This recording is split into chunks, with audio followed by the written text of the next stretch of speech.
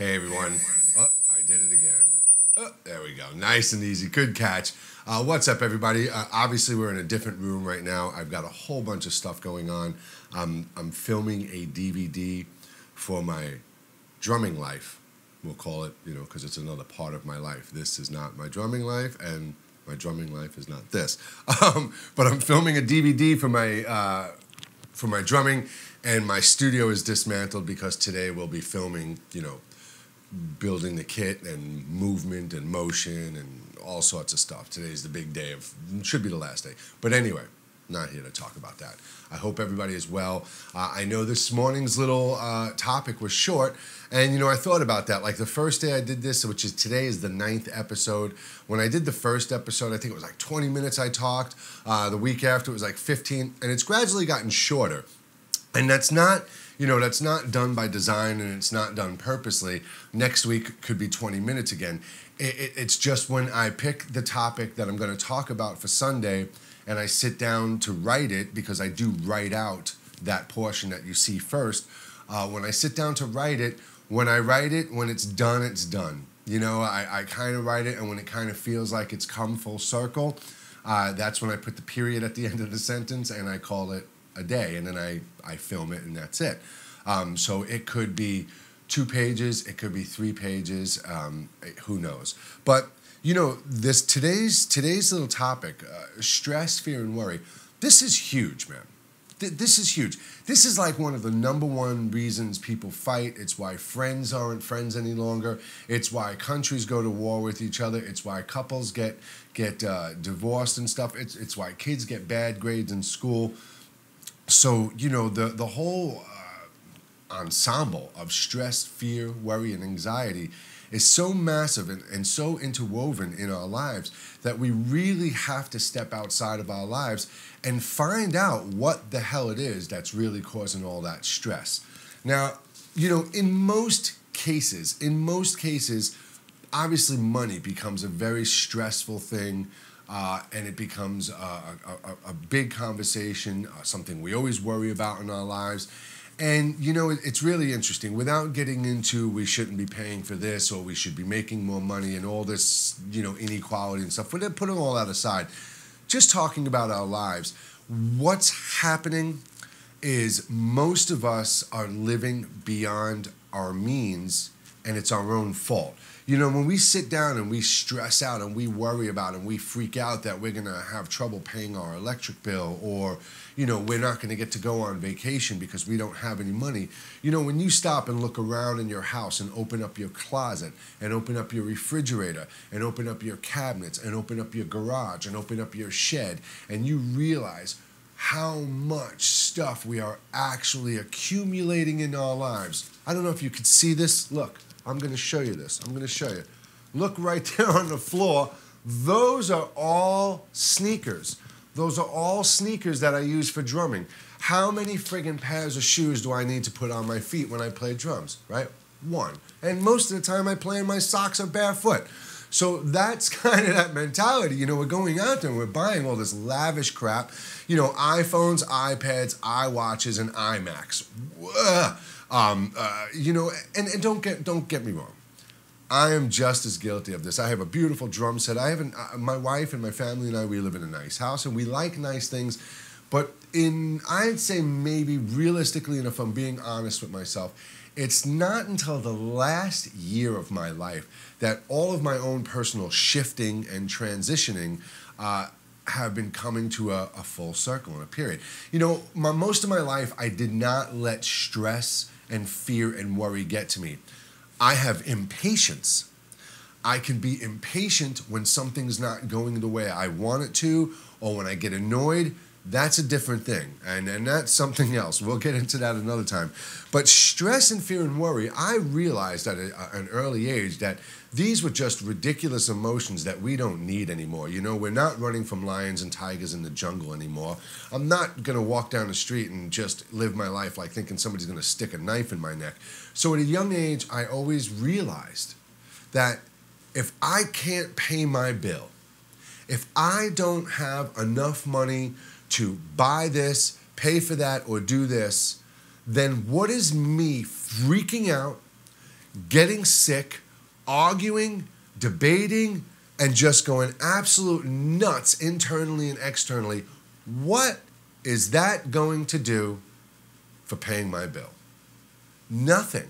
It's not going to pay the bill. And actually what it's going to do is it's going to age you. It's going to make you sick. It's going to cause cellular degradation in your body. It's going to make you lose friends. It's going to have people go, oh, he's such an ass. You don't want to be around that person. He's always stressed out. He's always bitching and complaining about something.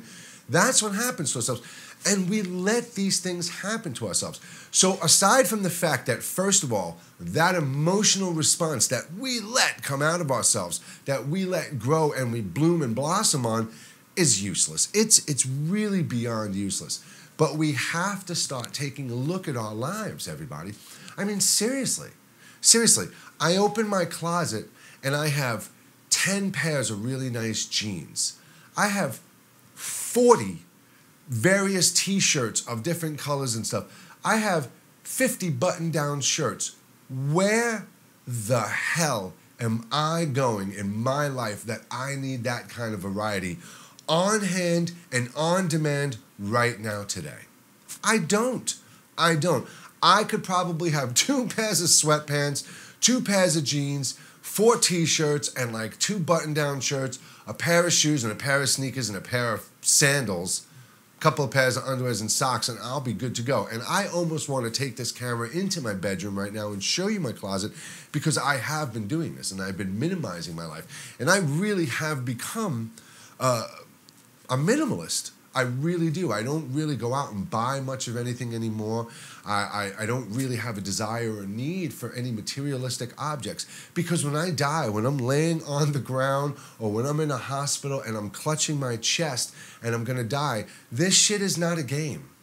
Life is not a game. Regardless if this is a created universe by God or by some computer programmer, this is not a game. This is not whoever dies with the most toys wins. Whoever dies with the most money in their bank account wins, because you cannot take that stuff with you, and the value of that stuff means nothing where we go when we leave here. So when I'm laying on the ground clutching my chest, do I want to sit there going, oh yeah, I spent 60 years of my life busting my ass every single day for 2 weeks of vacation a year in my big home and my cars and all that stuff I'm leaving behind, and I saw my family on weekends and at night? Or do I want to lay on the ground and go, you know what, I chose to spend more time with my friends and my family and my life and connect with people. And in order to do that, I minimized my life. And I didn't suck up all the materialistic crap that I just desired because I saw all my friends and social media interactions getting, or I saw it being pumped on TV by some paid actor telling us that it's the greatest thing they've ever got. And then we run out and buy it, believing it. And right on the bottom of the screen, it tells you a paid actor is portraying this commercial. So we've got to evaluate our lives. Look in your kitchens, what's on your counters, what's in your cabinets, what's in your living room, what's in your garage, what's in your closet, what's in your drawers, what are you consuming, what are you eating, what are you contributing to? All of that is what's causing your stress and your worry and your fear. And guess what? Guess who is responsible and solely to blame for that? You and me. Individuality. Because regardless of how we were raised, or what our parents taught us, or what school told us, or what our faith told us to believe in, we sucked that lifestyle down our throats with a straw, and we gulped it up and never stopped to question it. And now, at a point in our life when we've got a little more intelligence, when we're a little more wiser, we're turning around and going, hey, how come that person gets to go all those places and do all those things? Hey, how come that person is doing this and doing this? What the hell am I doing wrong? Why am I laying in my bed at night, staring at my ceiling, freaking out about my life and stressing out all day? I'm walking around and I'm thinking about, oh my God, I got to do this. I got to go there. I got to get this. I've got to get this done. I've got to get the laundry. I've got to cook. I've got to get it. Why? Why? How much of what you do on a daily basis really resonates your true meaning of life with you? That's what you need to question, and that's what I've done for myself. And every single day, and I'm far from perfect. I'm an impatient asshole. I yell and I snap all the time.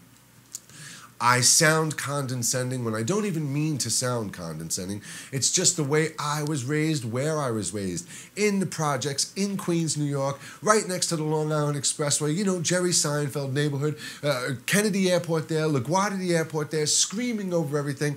And that was the lifestyle that still today, like a dog coming out of the water, I'm trying to shake off those water droplets. My past life, parts of me that I still carry that I know are not who I truly am, because all my life these are the things that I've had internal conflict with. These are the things I've been stressed out about with. And I will tell you something, and hand to God, I mean this with every breath I can speak of.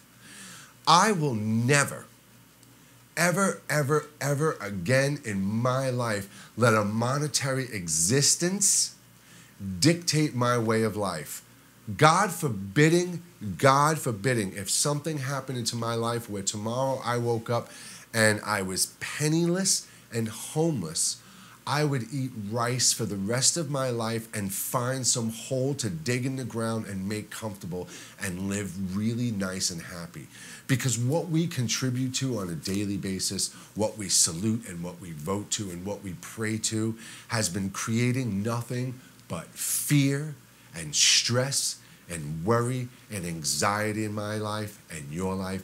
And it has solely 100% been manifested by our peers to keep us in control. The best way to control a population and have them kneel before you is to have them live in fear. So listen, everybody, I've got like the craziest, insane day. I've got to start filming. I will get this stuff up out there. And listen, I always say this. I could right now be talking to myself, or I can be talking to 2 people or 10 people. But if you come across this video somehow, somewhere, someplace, YouTube, Facebook, wherever it might be, if one thing I say to you resonates with you, then I ask you to do me a favor. Take the link to this video and just share it out there. Ask your friends to share it out there. Because when we break this down, I'm not saying anything that isn't true. I'm not offending anybody, and I'm not saying anything that's wrong. I'm actually really, really taking a big hand and slapping myself every day and waking up even more. And I ask you to join me in that little campaign. Slap the shit out of yourself and wake up. Everyone, I'll see you soon. Bye-bye.